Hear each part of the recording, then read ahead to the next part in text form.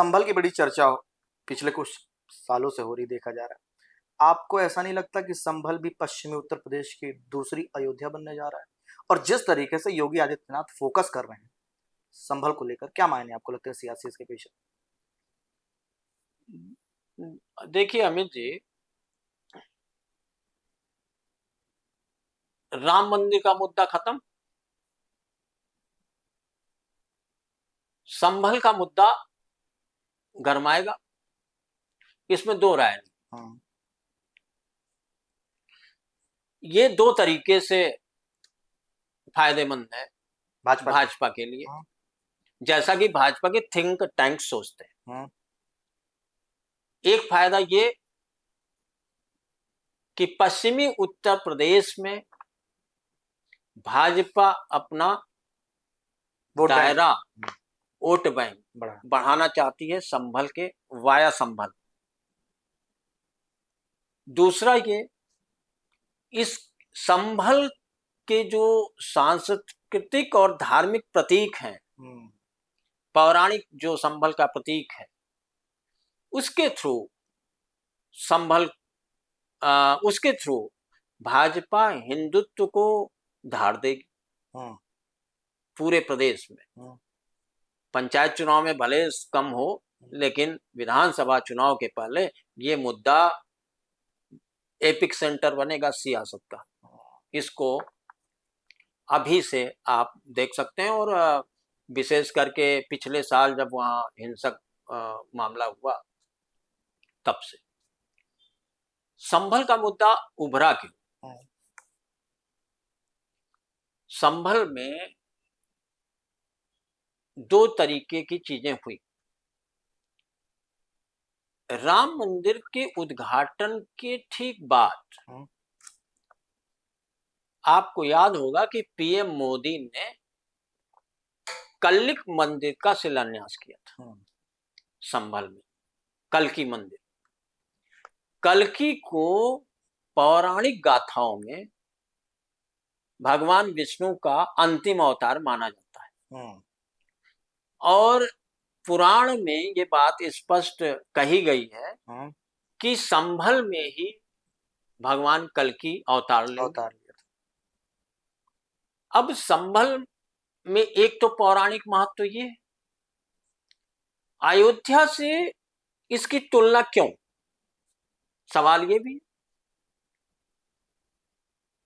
मुख्यमंत्री योगी आदित्यनाथ कई बार इस बात का जिक्र कर चुके हैं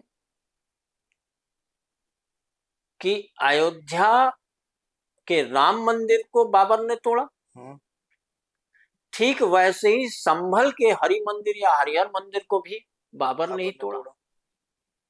पानीपत का मंदिर एक भी बताते हैं कि पानीपत का भी मंदिर बाबर ने तोड़ा। कोरिलेट करते हैं। और वो बार बार ये कहते हैं कि संभल को हम अयोध्या धाम बना देंगे। एक चीज तो अयोध्या धाम बना देंगे, या राम मंदिर की सियासत संभल से फिर शुरू होगी, मंदिर की सियासत संभल से फिर शुरू होगी, इसके आगाज वो उन्होंने करना शुरू कर दिया है। अब ये शुरुआत कैसे हुई? संभल अचानक उत्तर प्रदेश और पूरे देश के राजनीतिक पटल पर अचानक कैसे उभर के आ गया?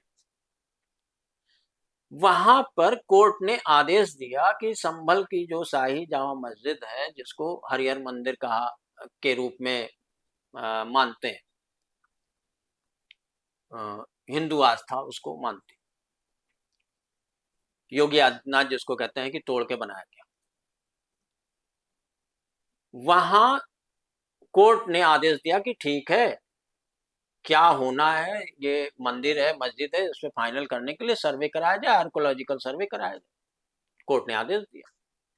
आदेश पर 2 बार सर्वे हो चुका था, तीसरी बार जब सर्वे के लिए मामला टीम पहुंची, वहां वकीलों की फौज पहुंची साथ में, तो उसी समय संभल में हिंसा हुई।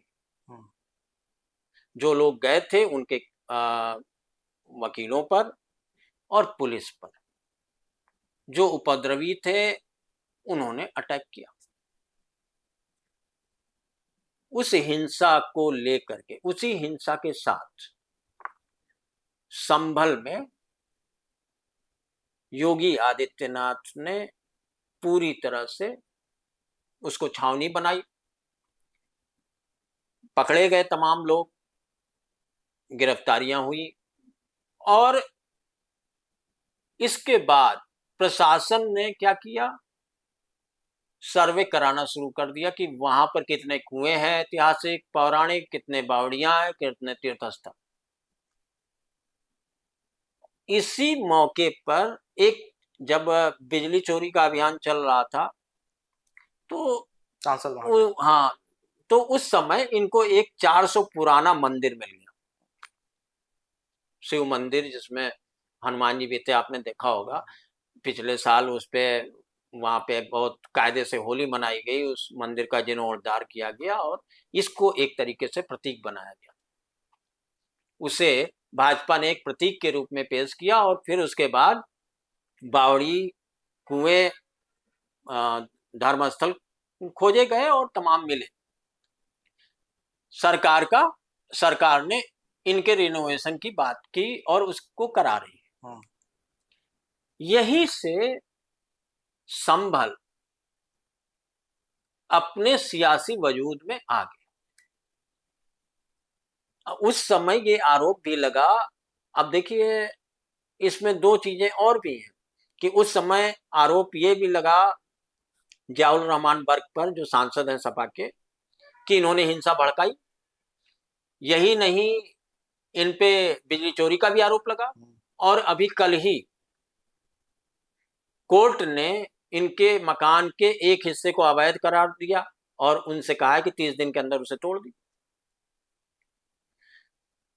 तो जियाउर रहमान बर्क पर दबाव बना और उन पे शिकंजा कसा जा रहा है, और दूसरी तरफ योगी आदित्यनाथ चाह रहे हैं कि यहीं से अगर हम संभल को अयोध्या धाम बना देंगे या अयोध्या की तरह से डेवलप कर देंगे तो ये हमारे लिए, पश्चिम के लिए सीधा संदेश जाएगा। क्यों? क्योंकि पूर्वांचल में गोरखपुर से बनारस से संदेश जा चुका है, संदेश दिया जा रहा है, तो अब अयोध्या, मथुरा और काशी के साथ संभल को भी जोड़ दिया गया। तो एक नया चतुर्मुखी सेंटर तैयार हुआ है जिसमें संभल एक नए आयाम में सामने आ रहा है। योगी आदित्यनाथ हो या भाजपा हो, उसके दिमाग में एकदम स्पष्ट है कि संभल से हम पश्चिम में जो जाटों पर हमारी या जाट आधारित जो दल है, रालोद, जैन चौधरी, उससे हमारा थोड़ा प्रभाव वो अपना कम करना चाहता और यहीं से वो हिंदुत्व को धार देकर के पश्चिमी उत्तर प्रदेश को अपने हाथ में लेना चाहता। संभल में आप देख लीजिए तो सपा का ही दबदबा रहा है। 2022 में आप देखिए तो 4 सीटें, 5 सीटों में 4 सीट विधानसभा की समाजवादी पार्टी की थी और एक पर चंदौसी सीट पर भाजपा जीती थी, वो भी आरक्षित सीट थी। यहाँ से गुलाब देवी जीत के आई थी और गुलाब देवी को माध्यमिक शिक्षा मंत्री बनाया गया, कैबिनेट में लिया गया। ये भी संभल की सियासत के तरफ संकेत था। यानी संभल के महत्व को भाजपा तब से फोकस कर रही है और उसमें उन्हें स्टेप बाय स्टेप फिलहाल सफलता मिलती दिख भी रही। इसी संभल में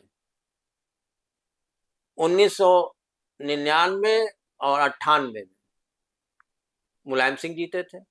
2004 में आपके ये जो उनके भाई हैं शिवपाल यादव, नहीं शिवपाल, राम गोपाल यादव, वो जीते। उसके बाद आप देखिए शफीकुर रहमान जिस समय भारत देश में, पूरे देश में मोदी लहर थी, जीते तब भी थे, जीते थे, 14 भी तब भी जीते। और 2024 में शफीकुर रहमान के पौत्र वो भी जे- वो भी जीते। तो इस दबाव को तोड़ना चाह रही है भाजपा, और उसे कुंदर की सीट से में जो जीत मिली है उससे इन्हें बूस्टर डोज भी मिला है। भाजपा को लग रहा है कि अगर हम यहाँ से अपने प्रभाव को मजबूत कर लेते हैं, आसपास के जिलों में अपने सीटों को हम निकाल सकते हैं, तो हम निश्चित रूप से पश्चिमी उत्तर प्रदेश में अपनी जड़ें जमा सकते हैं। तो संभल का यही सियासी महत्व है, और ये लगातार बढ़ता जाएगा। और योगी संभल को छोड़ने के मूड में कतई नहीं है, उसको एपिक सेंटर बनाने की तैयारी है।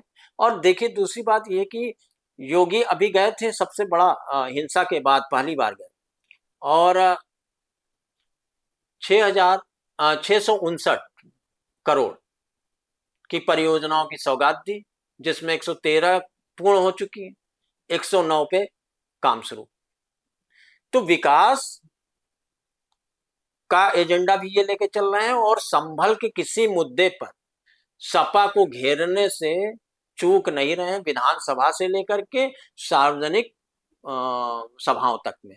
तो आप ये मान के चलिए कि आने वाले दिनों में संभल भले अयोध्या न हो, लेकिन वो हिंदुत्व के प्रतीक के रूप में संदेश भेजने की, हिंदुत्व के प्रतीक के रूप में संभल से संदेश भेजने की पूरी सियासत भाजपा तैयार कर चुकी। पश्चिम उत्तर प्रदेश। यस।